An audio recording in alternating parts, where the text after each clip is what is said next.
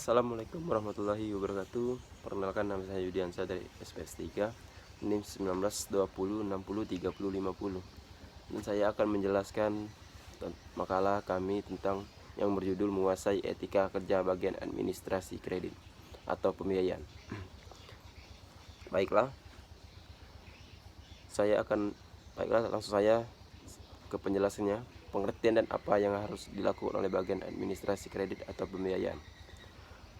Kredit merupakan fasilitas keuangan yang memungkinkan seseorang atau badan usaha yang meminjam uang untuk membeli produk dan membayar kembali dalam jangka waktu yang ditentukan dengan dikenakan bunga. Berdasarkan Undang-Undang Perbankan, kredit adalah penyediaan uang atau tagihan yang dapat disamakan dengan itu berdasarkan persetujuan atau kesepakatan pinjam-meminjam antara bank dan pihak lain yang mewajibkan pihak meminjam untuk melunasi utangnya setelah jangka waktu tertentu dengan pemberian bunga. Kredit disediakan oleh bank umum konvensional, BPR, dan Pegadaian. Pembiayaan merupakan dukungan pendamping mekanisme, umumnya melibatkan tiga pihak, yaitu pemberi pendanaan, pihak penyediaan barang, aset, jasa, dan pihak memanfaatkan barang, aset, jasa tertentu. Produk pembiayaan disediakan oleh Bank Umum Syariah, unit usaha syariah atau BPRS, dan perusahaan pembiayaan.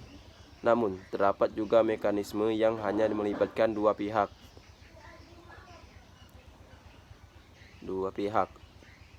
seperti pembiayaan emas di bank, BPR, syariah, dan pembiayaan dengan cara jual dan sewa balik.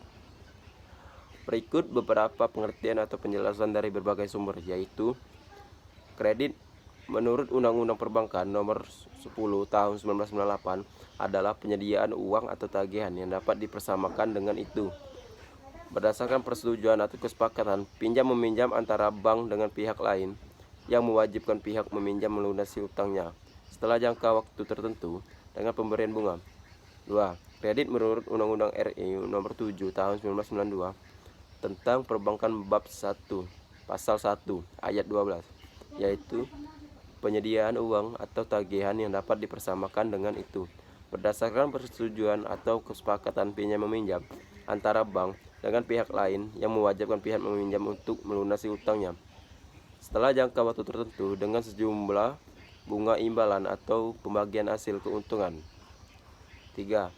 Kredit menurut Dr. Andes Haji Malayu SP Asibuan adalah sebuah jenis pinjam yang harus dibayar kembali bersama bunganya oleh meminjam sesuai dengan perjanjian yang telah disepakati. 4. Kredit menurut Raymond P. Kent adalah hak untuk menerima pembayaran atau kewajiban untuk melakukan pembayaran pada waktu diminta atau pada waktu yang akan datang karenanya penyerahan barang-barang sekarang. 5. Undang-Undang Perbankan Nomor 14 1967 Pasal 1 Ayat C adalah penyediaan uang atau tagihan-tagihan yang dapat disamakan dengan itu berdasarkan persetujuan minjam-meminjam antara bank dengan pihak lain dalam hal mana pihak pinjam-meminjam berkewajiban melunasi hutangnya setelah jangka waktu tertentu dengan sejumlah bunga yang ditetapkan.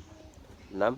Undang-Undang Nomor 7 Tahun 1992 Pasal 1 Ayat 12, kredit adalah penyediaan uang atau kredit atau tagihan yang dapat dipersamakan dengan itu berdasarkan persetujuan atau tagihan yang dapat dipersamakan dengan itu berdasarkan persetujuan atau kesepakatan pinjam-meminjam antara bank dan pihak lain yang mewajibkan pihak meminjam untuk melunasi hutangnya setelah jangka waktu tertentu dan jumlah imbalan atau pembagian hasil keuntungan.